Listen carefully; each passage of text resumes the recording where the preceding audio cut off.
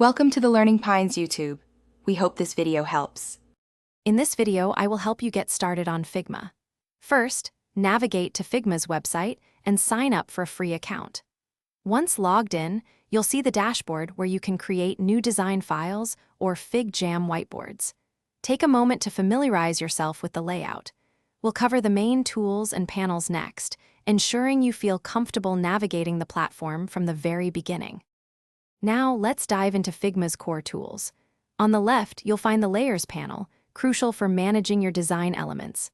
The toolbar at the top offers essential tools like frames, shapes, and text. On the right, the Properties panel allows you to adjust colors, fonts, and dimensions. Practice creating a few basic shapes and adding text to get a feel for how these panels interact. Ready to create your first design? Begin by opening a new design file.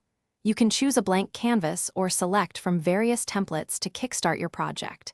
Try adding a frame, then place a few rectangles and some text inside.